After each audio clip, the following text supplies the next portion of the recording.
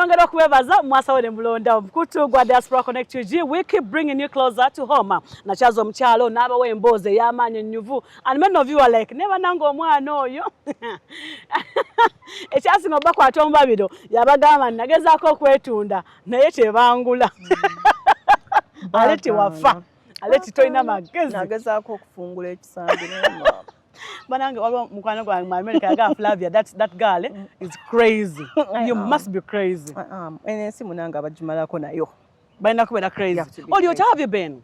I'm very well, thank you. Bigenda bitya? Bigenda bulungi. Olabika bulungi. Tambuliranga bwe nakibala. Yes. Olamutambulanga bwe wabubala. Olabika bulungi. That chocolate color. Okitegedde? Yatogezaako akwatako. Thank you. Ndabikira ddala bulungi ne munda ebibumba byonna biri healthy. I'm good. Ebibumba? Obira. Myane mbwa gwe. Wabikebedde. Onto inogenda ku check up every now and then. Yes. Otegere kye kiri munda. Kidney namo ebibumba biri bitya. Linda wakola check up. It's very important. How often? At least I make sure that in 3 months I go once. Oh. Okola yo ka pap smear test, ka pap smear kama. Yes. Okola yo ka pap smear test, kali a little painful na igoma. So that you don't get shocked when cervical cancer hits. Matomanyi. Yes. No okola yo full blood count, ne bakugamba nti bikimu kiri in check. You go make sure that your blood pressure is okay. Buli kimu kiri in check. But above all, you make sure that your mental health is in check. When was the last time you did an HIV test? I've not done one in a while because I'm not sexually active like that. What do you mean? When was the last time? I think sometime last year. But the thing is, every time I go for a general checkup, yes, but I've never said there's never been a need to check for sirimu. No, so however, my mom died from HIV, so it scares me every now and then. Oh. Hello, ladies and gentlemen, how are you? Abantu Flavia, Muchala Flavia, omugaga wange, mukasebuli bulungi. Afe tuli wano tunyirira. Tatulina buzibu, you know, emikisa fe tujina. Fe balungi. Skinny no. Emikisa ogirabira kuki? Omuntu alina emikisa omulabirawo. Mulabira kuki? Omuntu alina emikisa Flavia abeeranga Aleti. Ova eri ku nsi, ng'ensi ekubye otomedde buli kimu, buli kibi okikoze, n'ojja n'oweesimba mu internet bwe papa, ng'okimanyi bakuyuze bakuteeke wali. Ate buli omu n'akwagala. Because you're living obulamu obwa ddala. You don't fake life. There is no need to fake. Because I've faked my life so much. I have put myself in tough situations. Naye ovaayo otya. Era ng'okaaba. So, emikisa, I feel like we're more in a mixer, but most of us walk away from our blessings because you don't realize you're blessed. Okay. Yes. Aleti, can you omuntu nga kwadde omulimu osobola okubeera employed? Mulimu ki? Gwonna nga gukuwa omusaala buli mwezi. Yes, please. Why wouldn't I? Flavia, anything that can bring in money legally, I would do it. Because I've tried the illegal way, that did not make sense. So, mukwano mulimu, yes. Nekati olaba nti sawe n'olaba mulingo obuteredde. Yes. If someone adds me a job, ngokola. An 8-5. I will go and work. Every day. I will go and work because I know what it means to be unemployed. I know what it means to not have money. I know what it means to just have no hope over the end of the month, waliwo akajja over the end of the week. Mukwana ekintu ekikwatagana n'okukola sisaaga Flavia. I will go and work. Nowa or mukama respect? So much. And I'm a very competitive employee, so I know that business siyange omulimu guno sigwange najja kukola. This is my role. I will play it to the very end. 100%. And I'm a team player because I'm a very social person. Yeah, you're social. Yeah, you're social. That's it. Ne ekyokuba nti you committed omulimu ogenda gukola obeerewo bulungi or submitting a report bulungi and on time. Mukama waakulyaza amaanya. I don't think it has happened to me, but number right now. Omanyi Flavia, bw'oba ogenda ku mulimu nga bagenda kulyaza amaanyi oba otegeera. We can always tell from the beginning nga bakuwandiika wano. Let me tell you Flavia, sometimes ogenda n'oyingira omulimu bakuwandiise leero 1 week in abantu batandika okwogera ebigambo. Omusaala guluddewo, ogwa Apple guluddewo, ogwa you can always hear. There is always company banter there ng'owulira abantu boogera. I feel like that's the only chance you get to start looking for another job before you yes. Start looking for another job before you get the shock of your life. Yes. Because either omuntu wakulyaza amanya, what are you going to do?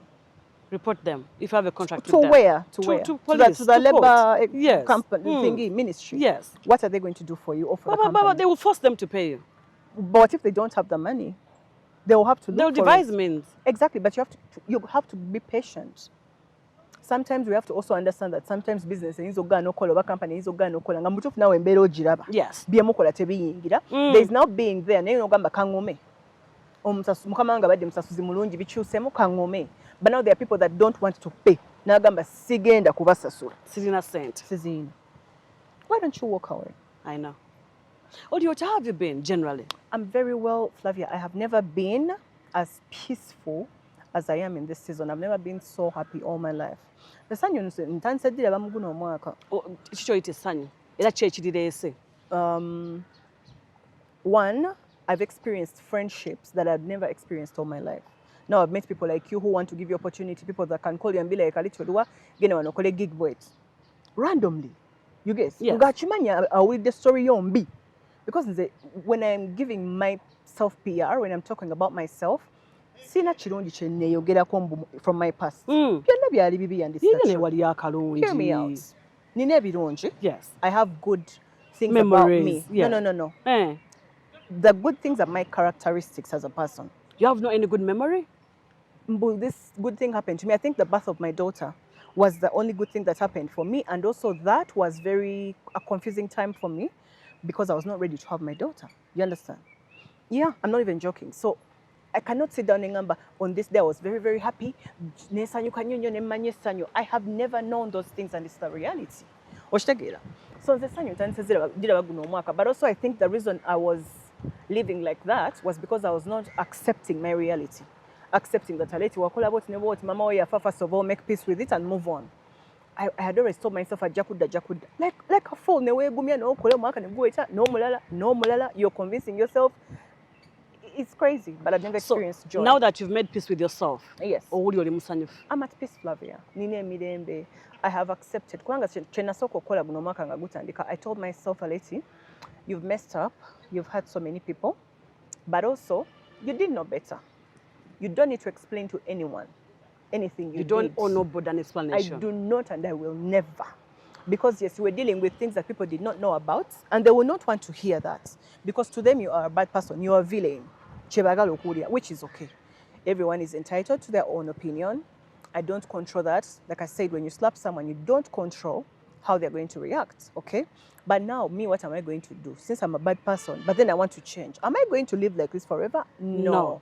Inaugural National Alliance of Uganda Canadian Association Nauka Convention. Ina Tuesday, okuvanga mwenda October, paka 11 October 12 mukaga, Kupinago Harbour Front Hotel downtown, Vancouver, British Columbia, Canada. Igini kwete mama Sanyu Sabanji, omuli Dr. Jose Chameleon, King Michael, DJ Draka kuve Vancouver, DJ Cafe, Hanson Badiruno, DJ Timzi, Rev Boy, Leila Kayondo, DJ Shafika, Otize, Julie, Ezekiel Esther, Romeo Odonga, Toswa Nauka Convention Boat Cruise, ku Pacific Ocean, and all-white sunset dinner cruise. Inelietu ya kusasuya ko $2 Rumkanga 10 October 12 mukaga. Sawa 12 zore gulonga tutandika okuseeyeya. Ku Dock Bay 760 Pacific Boulevard, Vancouver, BC. Registering obasasula online ku www.nauka.ca/convention. Nukumanya ebisinga ogenda ku info@nauka.ca. Uyinza okusasulanga gwe ku Equity Bank branch ne kulyo kompe. Iwugidwa Equity Bank. Kali Kumutiman Company Advocates. Olives Expeditions Limited. BC Cranes. Nira. Imagine Uganda. Ruin Rompotage Africa. Jericho Civil Engineering and Consultants Limited. Housing Finance Bank. Bank of Uganda. NSSF. Ne Uganda High Commission Ottawa. Do I want to change genuinely? Yes. Because I want to be happy now and you can come on say no. So initially when I came to the internet to share all these things, nategede chintu chemumbulambo wange bonna. Abantu bagenda kunchawa. Ense genda kun sidelininga. Ningamba, but you know what? Ense and sidelininga, they don't give two shit. So is it the case abantu bakuchawa? No, it actually now beats my understanding every day when people just love me and love me and love me and even more. I'm just there like the acceptance that I've received from people, I've never seen it anywhere. Yes. I've never imagined that in so when someone just accepts you and they're like, me, I don't care what you did, I love you.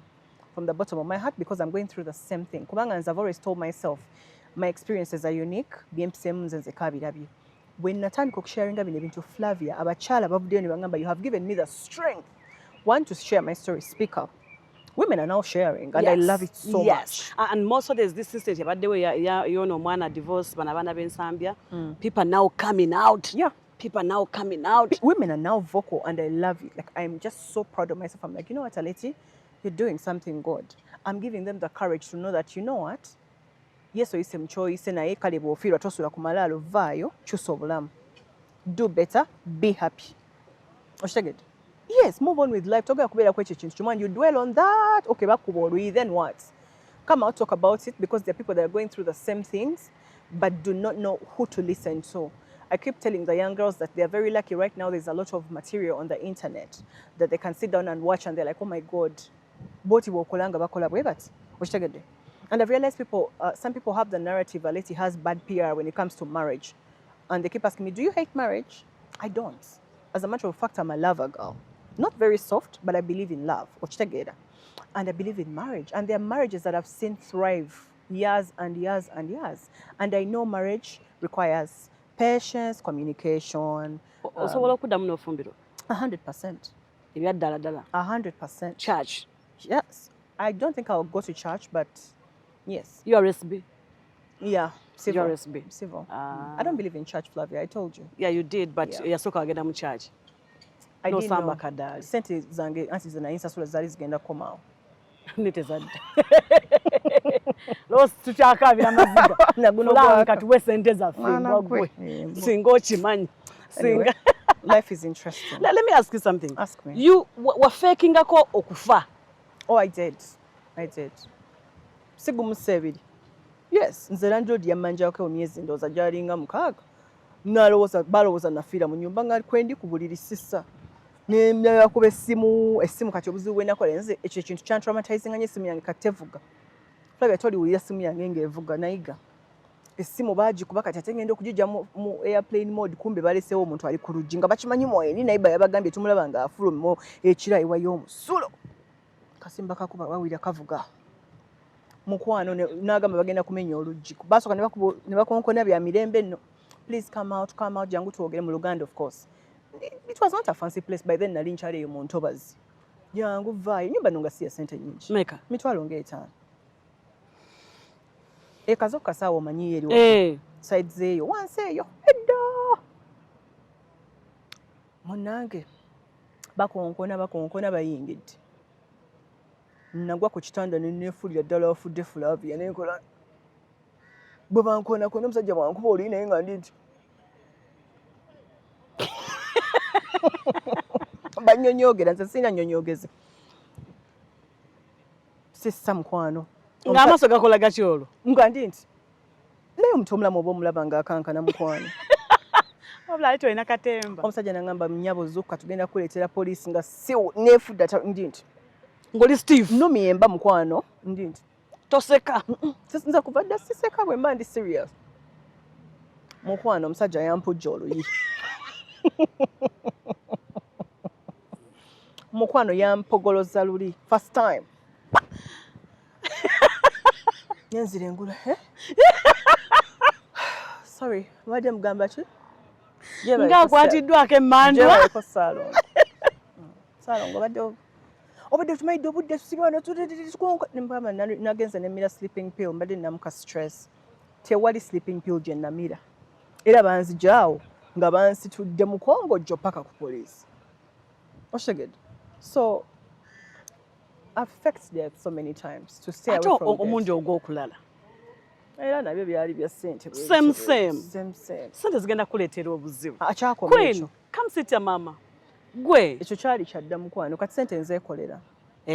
Sikyasobola kubeera wantu we sisobola ku affordinga. Nze Flavia ennyumba gye nsulamu ssaawa eno ya mitwalo 3. 300. But it's nice nagiraba luli. Njirwanyeeko. Oli mugipepeta. Kubanga taddemu endabirwamu ezebiko obulungi curtains z'amaanyi.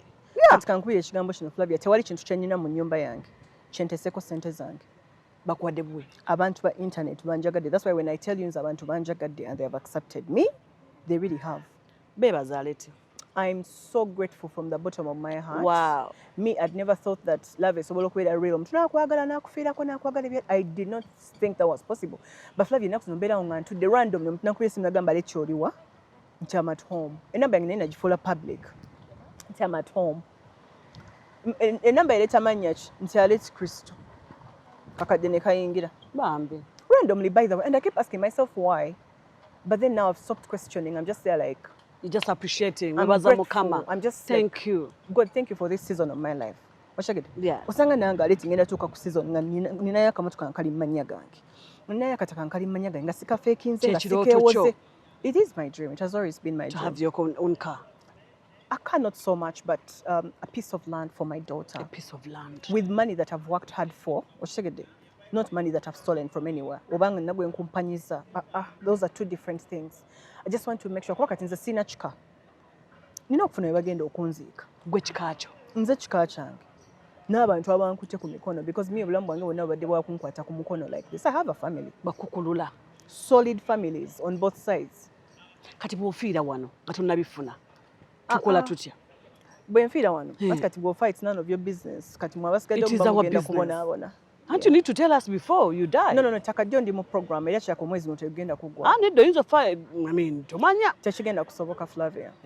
God has carried me from the age of 14 when my mother left me. Till now. I cannot die now when I'm just getting to greatness. I've just tested joy, I'm only testing happiness. I'm testing money. Now. I still have a long way to go. Flavia, I'm still going to raise my daughter.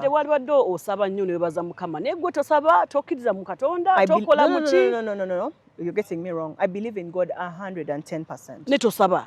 I pray. I just don't go to church. No. You don't need to go to church to believe in God. You have to. No, because God is omnipresent. Yes. I keep telling myself that ngenda kuddayo ku ddiini yange gye banzaalira. Ddiini ki? So banzaalira mu ddiini bbiri Abakatuliki n'Aba-Anglicans. But I grew up so much in the Catholic Church. So genda kudda mu Bakatuliki. I've been thinking about it so much. Tulina okubatiza butono. I've been thinking about it so much because... Please. You need to congregate. I know for a fact you need community. You need church community. You need to have a belonging. You do. You need to belong somewhere spiritually. Yes. I cannot go back to the born again churches. I'm so sorry. So, yeah. Come away, ka. I want to. But I believe in. I talk to God like every minute. I know Mzendiworo Katonda Flavia. Kama webale. Sisobola tata webale. Tata wanzije South Africa. God has carried me. Nonzija musabe South Africa tata. Katonda yanzije Benin nga bagenda kunjocha. Bagenda omuli omusajja w'obululu. There is absolutely nothing. Tata wanzije Cambodia. Cambodia yali enzise. Kati Cambodia liweroze Katonda yanzije Thailand. That was going to be the time I was going to die for real. And I don't want to talk about it because it was my fault. Thailand. Nali ndi mukukunguza njaga. But imagine, ejo labe bakusibirayo, ojja kubeerayo. They don't play. Mukwano nze nandifudde. I'm telling you. Enjega ng'ogikola otya? Kati nze Flavia nga we nagamba luli, I've always been the kind of person atomera buli kimu. I can capably wake up today ne ngamba I'm going to enter Kenya nga sina yadde n'ekikumi mpambane. You get it? But kubanga obwongo obwo buba busiru gw'olowooza nti buli lw'oyingira mu nsi bw'oti n'otomera ekintu. You have to do the illegal things to survive. Sometimes you come so cool, even when you're doing the legal things. Now, people don't understand why every time I'm talking about life, I want to talk about people that are doing illegal things. I have been there, and I'm telling you for a fact, story na kalungi ko genda kufuna, which is chili illegal. Flavia kachibeno so chikumi bwekiti. Ngo chikubye mbuno chibba ku muntu. Ojja kuchira kigenda kukola kira. Might take time, you will pay. You will pay. Hey! Baby, don't get me started. Kankunyumizeeko. Nzijukira dda bana ali mu myaka emeka. Oba yali NTV eyo, oba yali TV, oba yali WBS. Ne baleeta egguli ery'omwami omu. I want to say the name. Nga bamukutte entebe n'enjaga mu kabina. Mujjukira. Ne bamugamba agende mu ttooyi agipame. Naye obu ne buvaayo 99. Ne wavaayo akamu ne kasigalayo. Yes. Kati amwe ne gagamba nti akamu kana alina okukagira kaveeko bwe katavaayo kajja mwatikira munda. Very possible. Afe. Yes. Oba ne bamuwa buto n'akafulumya nako. If they don't give you buto, there's that thing they give you. There's a drug that they give you. No kamira, and it just pushes whatever it is. It flushes everything out. So that's what they do. So I mean, we've all done that. Not all of us, because some people have lived a very perfect, organized life. I've done that as well. No taking jaga mukabina. No Jimira. but not in like big portions, in like very small. Yes. Yeah. But of course, let me tell you one thing people don't understand. Bobango genda ku airport, also bova Uganda ngogenda Dubai, oba ogenda wantu wonna ono omuntu n'agamba babeera ku airport awo wabweru. Ntwalirako ku butooke bwange buno katono nnyo. Etikirako wano ku bulumonde bwange sister wange ali eri agenda receiving. Baby, I'm telling you, even when they're offering you $1,000, nga flight yo yabadde ya $4 zireke. Just leave it alone because you're going to end up in shit that you cannot imagine, especially if you're going to Asia. Nkwano ojja kufiirayo nno mu by'okusaaga. Do not be tempted to do that. Ate babeerawo nnyo kati baafuukira ddala business ye kiri ng'ova e Dubai ng'odde. And you might survive kubanga Uganda system yaffe. Airport really, man, I don't know, the airport needs to do something. System ya airport mfu. And corruption. Mfu nnyo. The Ugandan airport is the one place you can walk to. Ne bakulemesa okuyitawo kubanga just balaba tosaana kubanga olinnya nnyonyi. Yes. On the outside. On the outside. Okutta ticket yo, okutta ne visa yo. Noyita kuba immigrations. Yes. Ne basooka bakukunya. Yes. Ne bakukunya, ne bagamba leeta kino. Show us show money. Yes. Show us this. Yes. Ogenda nani? Lwaki ogenda? Show us your hotel. Which is not a bad thing. You're doing your job. But also, do you honestly think by the time I have a return ticket to go to Nairobi and come back, was a nacho ngendo okwagala okolayo?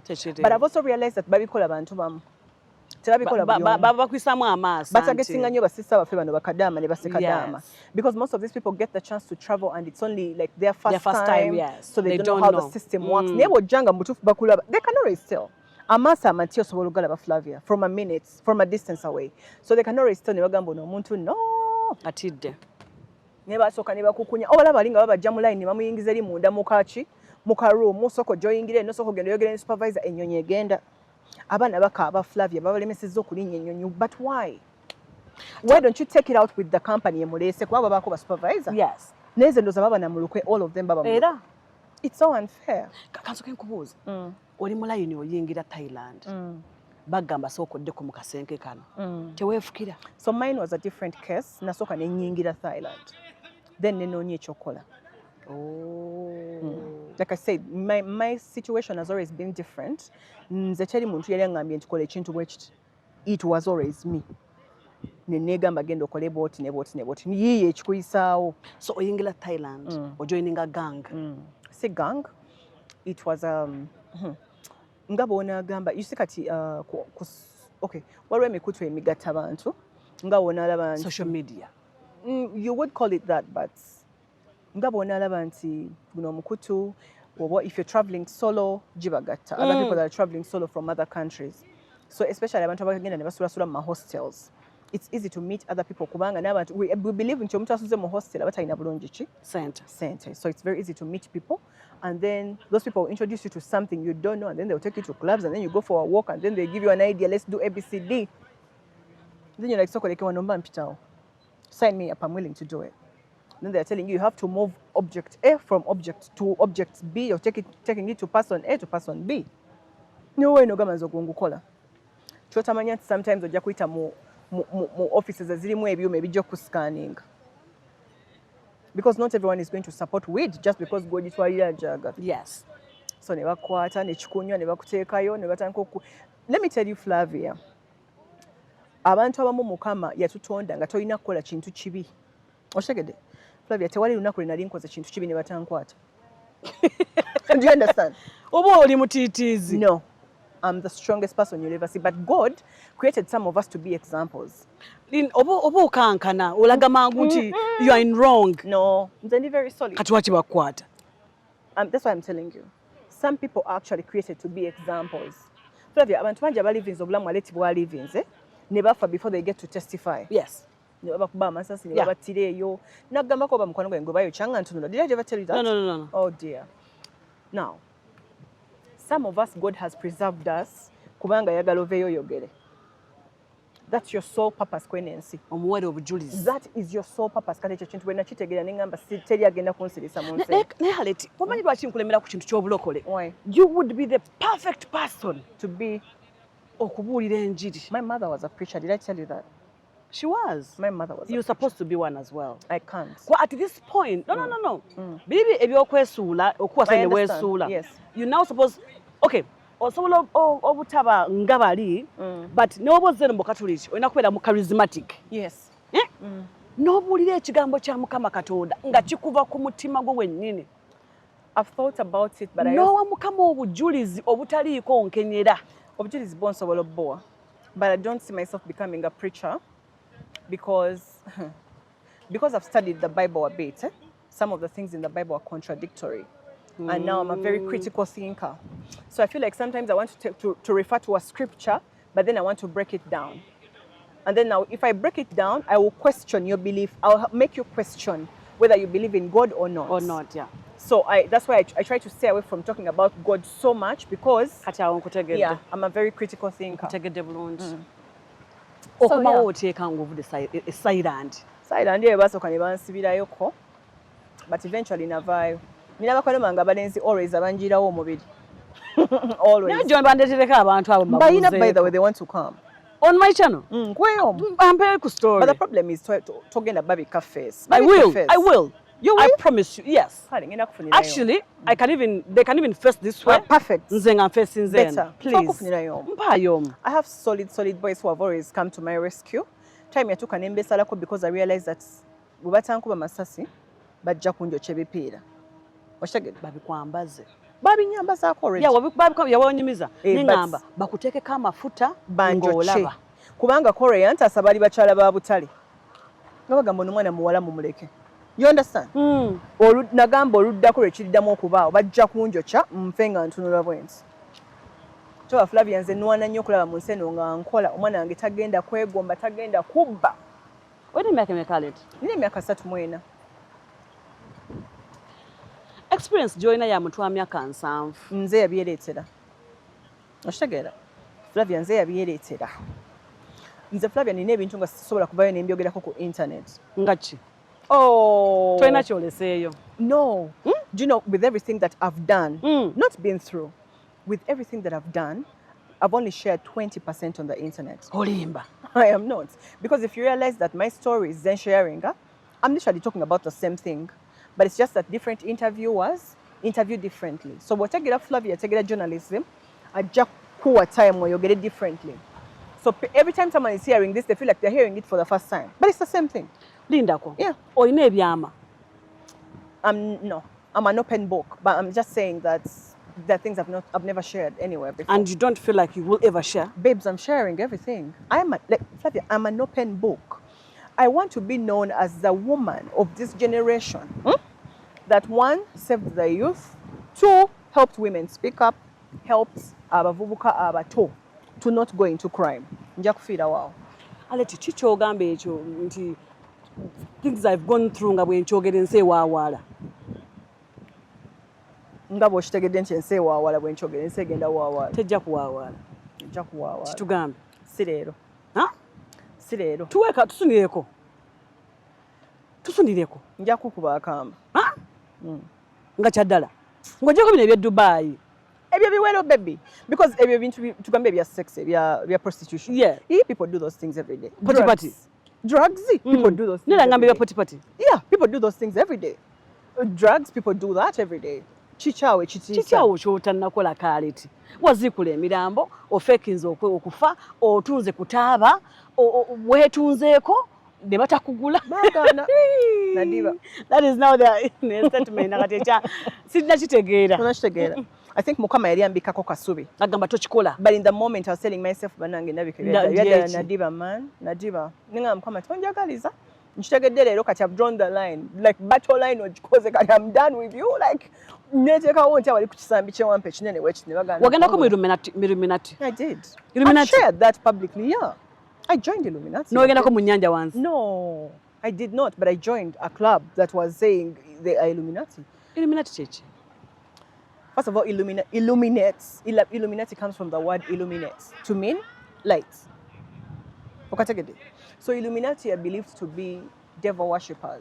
They are believed to be people that easily get money from the dark side. Now, unfortunately, if you want to join the real Illuminati, it's not as easy as we think it is.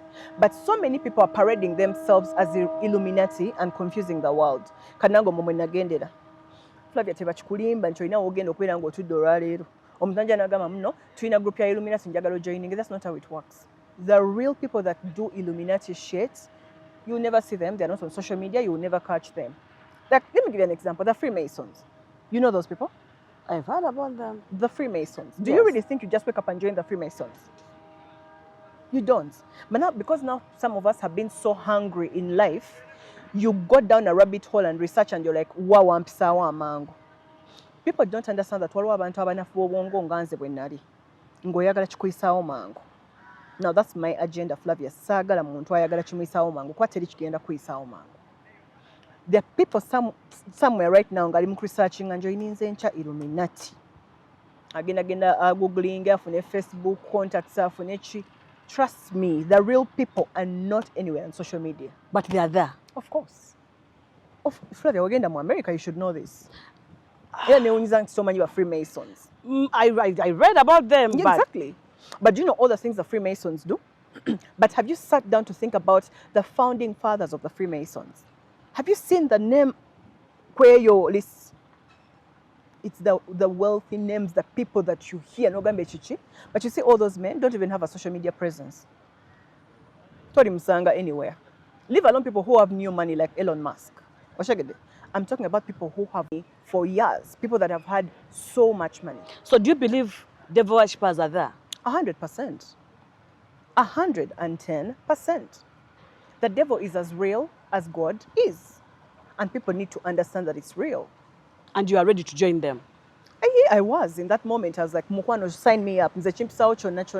Point me towards. And then now they initiate you to a club and you realize, you know what, you guys. It's not real. No. For them, they're not even after telling you to they're telling you to Sasura your membership. But as soon as anyone tells you Sasura membership, baby, run away. Hey, listen, Flavia, no one is ever going to give you a job. Huh? Jibali? No. Let me tell you, it's not a legit job to get a wanga life.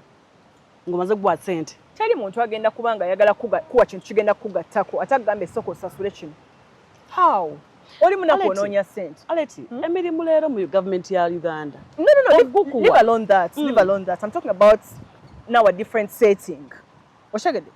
I understand abantu bagulira emirimu every day nagulira nagamba nja joining a government ni waba wambalira akalimu bibaawo. I'm talking about companies that are saying jangu kuba omulimu.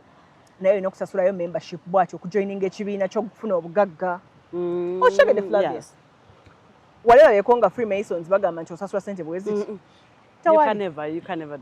People that have gone and researched and followed the Freemasons ne babagoberera bulungi nnyo bwe bati ne babakwata bu video unaware. Have you seen the rituals and all the things that they do? They ban people alive nga batatu bwe bati. But no one has ever come out to sue the Freemasons. No one has ever come out to say anything. You know why? The founding fathers are in there. So, omuntu agamba Aleti. Nkola kino, I'm doing all this. I'm aggressive. I am a go-getter. I am this and this because I want to be like this. Why not kigendererwa ki muggwe? Ekyakoze ebyo byonna byonna koze. Kati gwe byotugambyeko ng'eggwanga bye bitono ku ebyo gwe by'omanyi. Correct. Muli we weebaka bw'oti kyabugazi mu kisenge kyo. Ki ky'ogamba ekiruubirirwa kyo kyali ki? Sente. And that is the biggest problem we have right now. So, bw'obeera omwana omuto bw'otyo naddala ng'obulamu obutandikidde mu ku side ya crime mu bintu bino eby'obutategeereka. Kyobola Flavia, tulina okulwana ennyo okulaba nti abaana baffe tubajja mu ghetto ezo ze tubeeramu. Mu situation, ghetto, I'm not talking about a housing situation. A ghetto can be a mindset. A ghetto can be a toxic marriage. A ghetto can be a toxic family, a toxic neighborhood. Yes. We have to fight so hard okulaba ng'omwana wo mukuza with a surrounding gy'olaba nti egenda mugattako. Not mutoolako. Because bw'okulira mu surrounding nga ya lack, butaba na buli kimu, struggling buli kimu kubonaabona, obwongo bugamba ekintu ekyo olina okukola ennyo ofune ssente. Now, mu kugenda okukola ennyo ofune ssente, gy'ogenda omitingira abantu abagenda okuwa opportunities n'eza wansi. Let's go and steal. Tugende twetonde. Tugende joininga aba Illuminati. Tugende tukole kino. Then, wobera lucky, you're going to get people who are going to tell you the real thing. Or you know, you have to do this, you have to invest. Okategedde. Now, unfortunately, wobango oli mwana mto, you think that money is easy to make because mostly of the material that we see on the internet, we get the impression that money is very easy to make, money is very easy to get. Because let me tell you, we are in the era of influencers. Yes. I'm an influencer. Yes. But I try to make sure that I'm very careful with what I post. Yes, I'm in a very comfortable position right now, very, very comfortable. But you will never catch me telling people certain things because I know I have children who follow me. I have kids who actually watch my videos. Who you inspire at this point. They're going to sit down and watch Aleti's videos and they're like, hey, life is easy. Wow. Nange chaka nkole content. Bwaba kulabye nga Aleti weyambudde kubanga gwe role model we ajja kweyambula. So now that's why I task my influencers to also make sure that be very careful with what you post. Make sure that whatever you're posting tebiteeka abantu mu depression. Influencers batulaga nti obulamu bwa kabi. That is not it. Ebintu byangu is out there. Let me tell you, the only privilege you have as an influencer is that you can easily get anything for free. Oh. You can easily get anything you want for free or at a discounted price. Yes. And people are easily going to recognize you and respect you. You kati ovamulubulwa kwakati, let me tell you, Flavia, nze kasina ku blowing up. Nga nsoyingira mu hotel ne bampisa bubi. But right now they're going to treat you so well. Because they platform oli Aleti ojja kujoyogera ebigambo. Okategedde. Lindako, naye ng'osobola. Okola ki? N'ogenda mu hotels, restaurant, ne bakuwa ebimere. Can you come on the net and 100%. Eh? For as long as I'm not happy and satisfied with the situation, if I talk to the management, I'll bring it to the internet. But also, I don't believe in tarnishing people's businesses because business is very hard to actually maintain. Yes. Zenkozeko business capital ne mulya ne mukuba walinga week tenaba kuggwako. Otegedde? Okolako business. Nyingi. Ngati. I've done thrifting. You know, we know I've sold shoes. I've tried to run a tours and travel company where I ate clients' money before I even took them to the trips. Okategedde? Trip egenda okutuuka nga capital wamulya. N'omugamba oti. Anti olatenga trip agisazizaamu ye n'omugamba sente nazirya. Akikyanjawulo. Listen, omuntu akwadde sente n'agamba tugenda mu John. Yes. Notandika okumugamba n'omuwa hope notandika planning ebintu then bamuyingira mail n'agamba nsazizaamu olugendo lwange. Sente wazirya dde. Yes. Oyanfera yankola kidede. Nedda omusango gwa client. I know, but people don't understand like that. So because you're a very solid person, you're like, fuck it. Woman, kale nazirya. So what? So what? Genda okuleeta oyagala. You don't give a fuck. I don't give a fuck. Yeah, nangaleti. So in running all these businesses nezinema, I have come to realize that nakolako ne ku kando nezigana bugana. Omusubawa. No, the candles zino eziwunya obulungi. Yes, the scented candles. Yes. But in tins. Mu butin. I tried to go to Gaza and ngezeko n'okuyiga enviiri. When I was doing in town, nga ndi awo ku Wilson ndi mu kuyiriba. Nagenda eyo mu Gaza ndi omwo nga njagala abakyala banjigiza okusiba enviiri. Nebigaana. Tebyagaana, sente zannema bulemi. I tried actually to learn. Do you still want to learn? To plait hair? Yes. No, not now. Why? No. I have a technical institute that is a message. I would give you a bursary, yes. Mpa bursary kale nzijenso. Auntie erinansana. But does it have to be only nviiri? Bwa nviiri, ebyalaani, otunga ekyalaani. I want to do tailoring because I love fashion so much. Mpa bursary. Jangu osome. Ntandika ddi? Jangu osome, tugatandika ng'okutaano. Hallelujah. Jangu osome. Akyogeredde wano. Yes. Tukwe bursary ojo osome otunga ekyalaani. Mumpe bursary. I've always told myself, because you see now, because of how my body, some people with the shape eringa eyange. Kizibu ofuna engoye. Kiki oyita shape eringa eyo? So I'm built like an inverted triangle like this. So people like me have broader shoulders and a smaller lower body. So kati gwokufuna olugoye olukunyumira sometimes either ogenda bonaabona nnyo baba gadde okuseera nnyo. But sometimes you have your designs bw'ogamba kano njagala nkatunge. Imagine ng'olina ekyalaani kyo. Oba obyetungira. Obyetungira n'otungira n'abalala. Siwe ebikola. Are you sure? Anti kajjukira ndi influencer. No, listen to me. I've done this before because most of my clothes are actually tailored. Nga gwoze kutungida? No. Nina abatunzi bange abakyala. Akingamba kikino. Ne bw'oyiga gwe okutunga engoye. Kijja kubeera kizibu nnyo gamba nti era ngatunga lugoye lwange. Are you for real? Yes. Because now your mind, your brain eba eri ku ssente. Queen ampadde kyete ekyenzi enkitunge. So kati bwe kikyo n'ez'abaana bo olaba nga. Musembayo. I understand. But also now it would be nice as a side hustle. That's why you see ogenda mu nnyumba y'omubazi nga temuli ntebe. I know. Obanga zaagwamu. Ate nga ye mubazi. N'ogamba buzibu ki? Yes. I understand. Kati kyekyo. That's how it works. But still bursary jimpe. Njikuwadde. Kale ngenda ku Ye director ndi wano mulambo otulinde direct. Bwe tubayisaamu amaaso. Ate tugenda kuddamu bintu ebyo. Shiba yabagamba abantu abatuli okumpi. Yes. Tebalaba kye tuli value yaffe. You've reminded me of something. The people that I've always been friends with, I think beba singa ng'okumpinga, you know it. Yes. Tebakulina kye bakulabamu. Okitegeera. You know, outside people are thinking, banange, this girl is so good, her content is so good. Hey. Naye nga abakuli okumpi Bakulaba bakupinga. ng'owa bulijjo. And I think that's why it's been a struggle for me to make friends afresh, because I'm just there like, it's not worth it. Kyabagere, it is so hard to make friends after 30. Banange, it's so hard. Let me tell you, Flavia, wakasoingira third floor. Yes. I don't know why, man, but it's very hard because now you're smarter, you're wiser, you're critical. But you want intentional people that are going to be with you for good. Not for reasons. Yes, not for just kuanga. Best known to them. Let's hang out. Kuanga, let's see, knows Gundi, knows because she's this and this, she's beautiful, she has connections. No. I want you to be real with me. Oh, Njagala dala, or we are playing a certain game. Yes. So I think so we are going intention in your life. Yeah, but I think it's going to be so hard for me to make friends now. You already have enough. I already have people that love me, but I think in China I'm still a little uptight. I'm like, oh, I don't want. Do you love back? I love. No. I think Zomtima Gwangi naturally good love nyingi. I'm a lover. She's fine. She's a very bright girl, very, very smart, very focused. I'm so proud of her. You're proud of her? Yes. I like that. I tell you to musabida notabida banakubida bane kumutima gantu mutekayo. She's not allowed to be on social media until she's 18. Until she's 18. Takkirizibwa yed. Ne tata tamukkiriza yed. I told you yafirawo. Obanze wanga kwatako ku simu yange. Mama. But when she was in junior school, she was in Taiba International. So it's a requirement for them to have either a laptop or a tablet. Huh?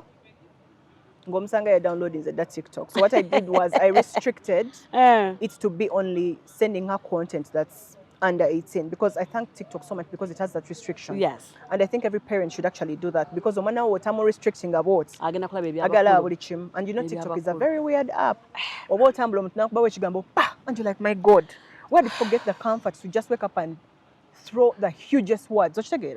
It's crazy. It's crazy. Temuli, so you need to filter your social media. Obango mwana wako ate simu yo. Bantu ba TikTok bagikozesa bubi wana Uganda. Crystal, ino omuntu gw'oswalira kati? No. Tolina gw'oswalira? Nswalira. Nzale kye yekuzizanzika. Tewali yadde omuntu eyampeera school fees namala nenkola ne musasula. So tolina gwe nswalira. Kiki otegeeza musasula? Flavia, tewali muntu ansomesezza antese mu ssomero bwe sikuze ne mpa ssente ze wabanga gyali nga wansasula ne sikusasula. Come out Flavia kwe interview. Nze Flavia teri muntu teri gwe nswalira. Wait a minute. How did you pay them? So now the people that put me through school, apart from my friends who were boys, abo nabo nabasoochinga ne bavaawo. Wano abanteka wano mu school nga ndi mukulu. Uni, bichi aviation school and all those. Time yatuuka nga baagala te kunkozesa sexually. I didn't want to talk about that, but I'm forced to. And I realized that as a girl child, you're always going to be prone to certain things. For as long as you are a girl, you're prone to that. Yes. So and they started saying so many things. Nabeera ungrateful. So we were nakubangayo kideal nga nkuze. Ningamba nja basasula mbajje mu bulamu bwange totally. Buli ne musasula 100%. Tewali yansomesa. Atafuna musimbi gwe. The last person eyafunya sente yafunye mu December last year. So sina gwe nswalira mu bulamu bwense kubanga neekuzizza ne neeriisa ne neebezaawo. Are you serious? 100%. So you sat down and you calculated one by one. Kuba mba nzimanyi. Nti sem 1 wampa akakadde. Gwe nompa zino, gwe nompa ziri. Sem 2 nompa bubiri. Bwe bukadde busatu. So here is your money. Kwata. Kikuve ku mumwa nti Aleti namuweerera n'agaana okusoma oba namuweerera n'adduka. Weba nnyo kumpeera, but you got your money back. Leave me alone. Because all they were doing is giving me school fees, not pocket money, no nothing. Like Flavia nze nkulire mbadde olwa abantu. Ono mwana ali serious. 100%. Nze mbadde okwenensi lwa abantu, kisa ky'abantu. Bazikwata. Eki? Sente. Bazikwata. Ate ng'oba ne option. Nzigiteeka ku simu ya mukyalawo. Nze sizikwata. Abamu bankwira simu ne bagamba kika ky'okozeemu entondo bino si birungi. And I think people thought, when nagenda otandika okusasula zino sente nga nvuddeyo now on social media. Okitegedde? I've been on social media since 2021, but I've been low-key. Yes. But I think I made the decision to go public in November. No, in October last year. So people had already seen me. There was an event. I think people can always tell that omuntu ono nagenda blowing up. So people are like, don't do that. Aleti teweta kuvayo yogere bino ebintu because most of them fear that Aleti talina chi mizi agenda kutwogera ffenna nga bwe twayagala omukwata. And I said respectfully, for anyone that has ever put me through school, you'll never catch me saying mbu erinnya lyo gwe gundi wakola bootsi mubeereyo gye muli. Nange mbere gyendi temunkubira tonkubira sibakubira sigenda kukubira sente zo tompita mu ssoko gy'olange ku ssomero lyaffe. I will not come. Ochegede. You are an influencer, they will pay you money. I don't want. Wanyiiga. Yes, nanyiiga. Because one, you're mistreating me. Yes, on the center, but even when you put me in school, they are putting me in corner because on aliku basari. Oh man, aliku basari. But no, ever me aliku basari. I don't like that bullshit. And schools do that a lot. Mu omwana basari ne mwagala nnyo mulaga nti mwamu basari mumulabisa. Mwamuyamba ye. Mumuswaza mu baana we mugabe emmere yayina okusemba ku line batalidde kubanga wa basari. Why would you do that? Abaana bangi abaliyo ku masomero gabakola ebyo ebintu. That's a big one. It's a very, very bad thing. The same thing schools are doing where they isolate the children that have HIV. It's very stupid. I've been isolated before because my mom died from HIV. Oshagede. School nekuteekako olukongolo. Yes. Essowaani y'ebendala. But my mother caught HIV nga mukulu. What do you mean? Oshagede. Yes. So schools are doing that to children and it's very bad. As a school, why aren't you protecting this child? Why are you telling the whole world that in HIV, momo segregating, momo tese bali, momo koze mutia? It's very bad. You're even giving her or him as an example in class. Example, once that topic, yes, once that topic pops up, yes. Hey, I watched a video on TikTok still, yeah. Come to talk of it. Omboka ngagamba aina sirimu na ya abana bamubola and he thinks school is a place where alifunye okwagara, comfort and stuff like that. But here's where teachers bamuyite eno. Unfortunately, that's not how it works. I realized that because in the mama we attending ko radio wa mukuba wansi manyo muntu wasi radio wa slim Flavia radio mukuba wansi wa mukubye wansi. People started isolating me okuba mange bwe yalwala and I'm just like what's going on? And then it became a thing, I'm just like, bro, what are you doing? Like you should protect me as a school. But let me ask you something. Gwengality. Do you think it is right omwana ali HIV positive okusomera mu class yem n'abaana abatali? Exactly. Yes. Why do you think it's a problem? I'm just asking. People have created so much stigma around HIV, so much that people think Obando's HIV already was automatically ngakutte. There's a lot of fear. You get so many things that can kill you. Yeah.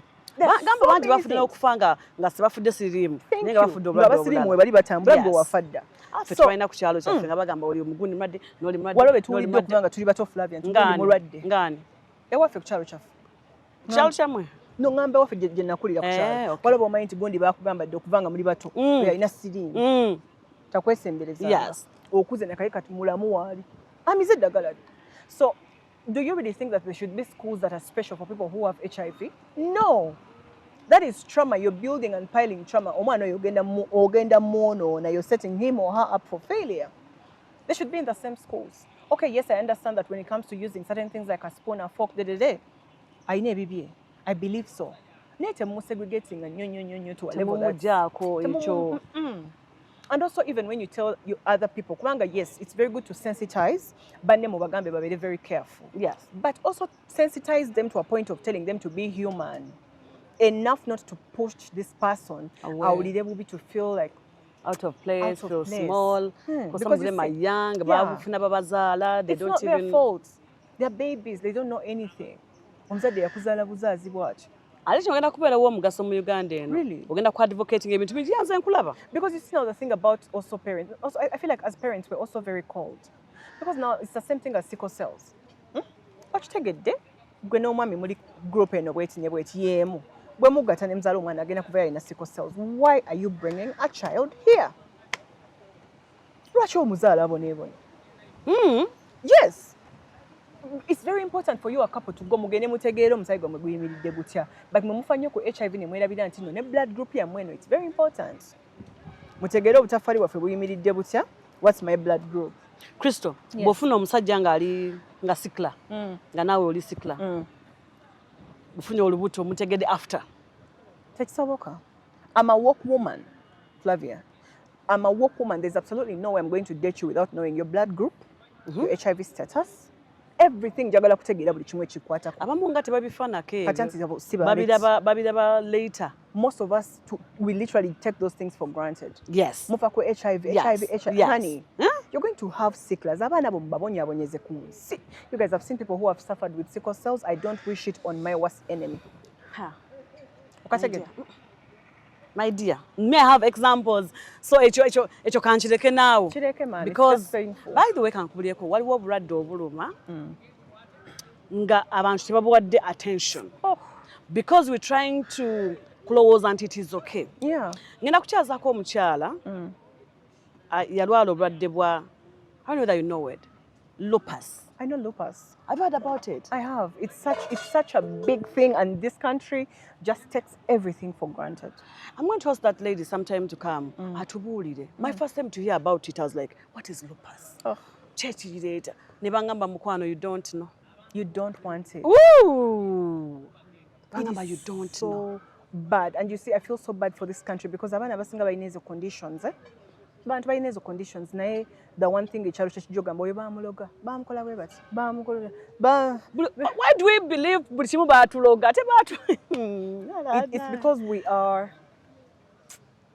I don't want to call it so Afrocentric, but that's not even the word I want to use, but there's that thing that's, I don't know, man. It's like autism. Uganda, we don't. Tetumanyi what autism is. As a matter of fact, Uganda tulowooza omuntu ali autistic aba mulalo. They are mentally, that's it. Okitegeera. Zolo. Okitegeera. So we need to educate the masses to know about the things. That's why bw'obadde oyogera wano nkulabye ng'ogenda bwe banaakutwala ngenda kutandika okubeera amasomero gange kuba nyina ba teachers mikwano gyange bangi balina amasomero. They need such people to talk to their students. It's so painful. About all these things. Obulwadde, enjaga, okunywa enjaga, omwenge, addiction.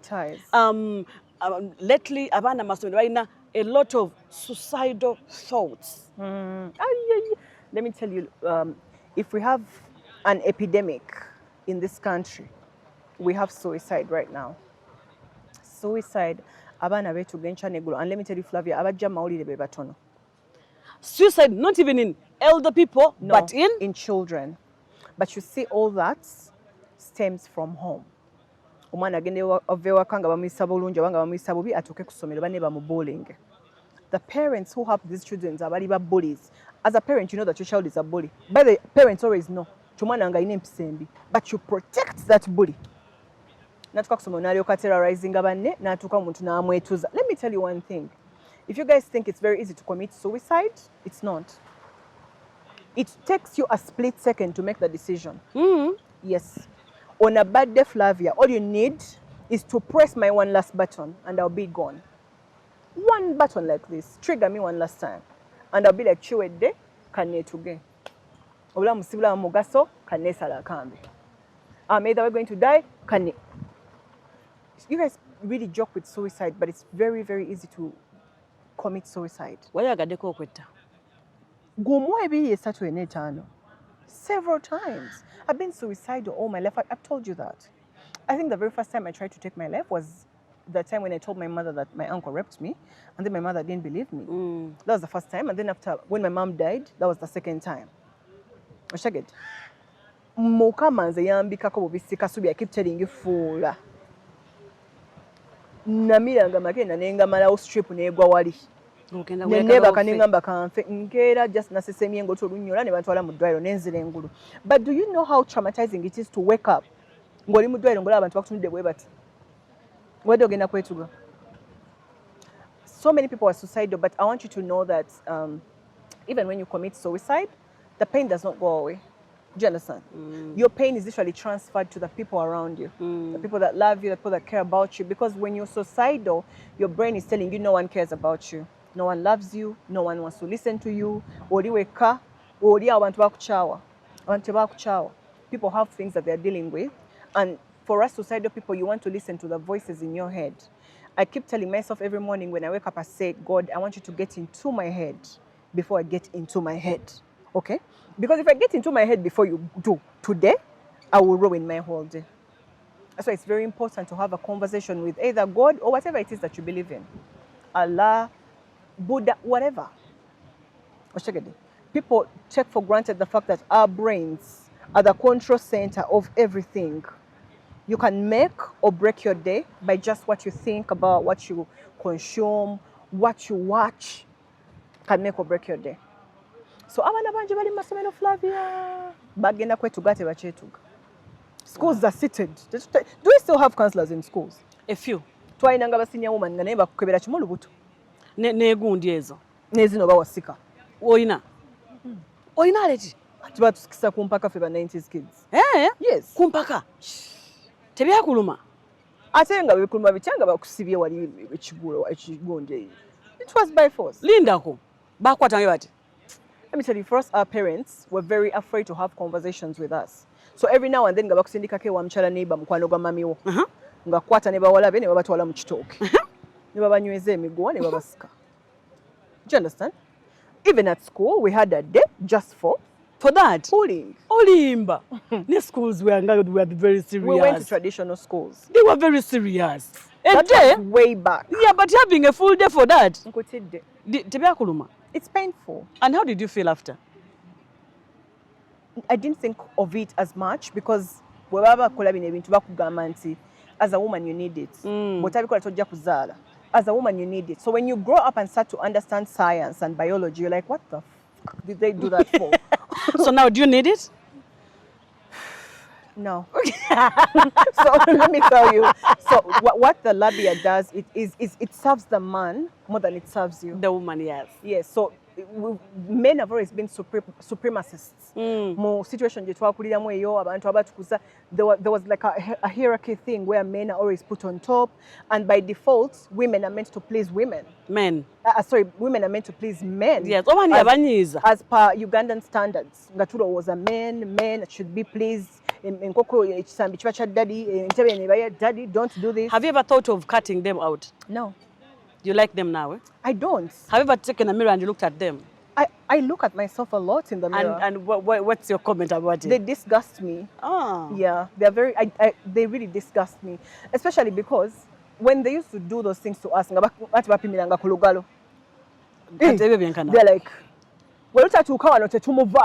excuse me, bro. So it is this long? Eh? Yeah, they had. Not really. Wait, is this long? Eh? Yeah, but you need to understand that the more you grow, the more it goes down. It goes back? Eh? Oh yeah, no. It does not go back fully, but it's zekendeza. So zakendera. Of course. Katizenkananga what? They are now really like non-existent. Olimba. Not really. You can, no, I don't. Remember that they used to tell us that every time you get your period, after your periods, the more we quite take and we were so aggressive in primary school. Yes, pull. But imagine, why are you grooming a child? Why are you